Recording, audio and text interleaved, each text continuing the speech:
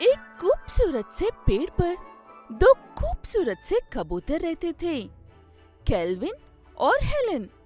Kelvin घर का बड़ा होने के बावजूद भी वो बहुत बड़ा आलसी था, लेकिन हेलन बहुत मेहनत से काम करती थी। उनके दोनों बच्चों किसी बात की कमी ना हो, इस बात का ख्याल रखती थी। केल्विन, अभी हमारे बच्चे छोटे हैं ना, बारिश का मौसम भी शुरू होने वाला है, इसलिए मैं घर बनाने के काम में लगती हूँ और भोजन के लिए तुम जाओ। मुझे भोजन लेकर आने के लिए यहाँ से हिलना होगा ना। ये कहते हुए इधर से उधर टहलता रहता है केल्विन, लेकिन भोजन के लिए नहीं जाता है। वो देखकर गुस्सा आता है हेलन कबूतर को। इतना आलस भी ठीक नहीं है केल्विन। अब मैं हूँ, इसलिए बच्चों का ख्याल रख रही हूँ। हालत के कारण अगर मैं यहाँ पर ना रहूँ तो बच्चों का क्या होगा? ये कहते हुए काफी दुखी हो रही थी हेलन। तब केल्विन, तुम चिंता मत करो हेलन, तुम्हें कुछ नहीं होगा। वैसे भी मुझे बच्चों का ख्याल रखना आता है।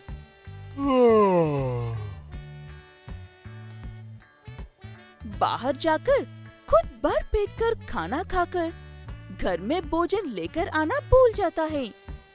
केल्विन से कहने के लिए कुछ नहीं था, इसलिए सारे काम हेलन ही कर लेती है। ऐसे कुछ दिनों बाद हेलन की तबीयत खराब होकर उसकी मौत हो जाती है। उसके लिए काफी दुखी होता है केल्विन, लेकिन उसके बाद बच्चों का ख्याल कैसे रखना है कुछ समझ में नहीं आता है उसे। हेलन जिंदा रहने तक मुझे समझने की कोशिश करती थी, लेकिन मुझे समझ में नहीं आया। अब देखो मुझे कितनी मेहनत करनी पड़ रही है। पिताजी, माँ कहाँ पर है? मुझे बहुत भूख लगी है, भोजन चाहिए। माँ हमें हर रोज भोजन लाकर देती थी, आज कहाँ पर है माँ? माँ चाहिए पिताजी। उन्हें क्या जवाब देना चाहिए कुछ समझ में नहीं आता है केल्विन को, और वहाँ से उड़कर जाकर मैन्सी नाम की एक नई कबूतर को अपने साथ लेकर आता है।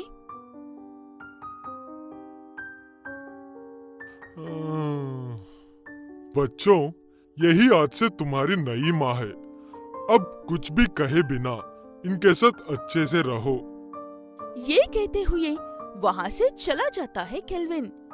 कुछ दिनों तक मैन्सी कबूतर अच्छे से ही रहती है, लेकिन जैसे ही उसके खुद के बच्चे होते हैं, केल्विन के बच्चों को प्यार से देखना छोड़ देती है।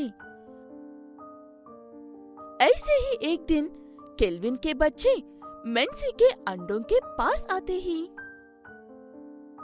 मेरे बच्चों के पास क्यों आ रहे हो तुम लोग? तुम लोग यहाँ पर नहीं रह सकते हो, जाओ यहाँ से।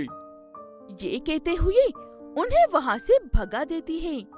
बेचारे छोटे बच्चे होने की वजह से, उड़ना भी ना आने की वजह से नीचे गिर रहे केल्विन के बच्चों को रूबी नाम की कबूतर बचा लेती है और उन्हें अपने साथ अपने घर ले जाकर भर पेट खाना खिलाकर अच्छे से देख लेती है। कौन हो तुम? हमें इतने प्यार से देख रही हो, बिल्कुल हमारी माँ की तरह। हमारी माँ ऊपर वाले के पास चली गई है और नई माँ ने हमें बाहर निकाल दिया है।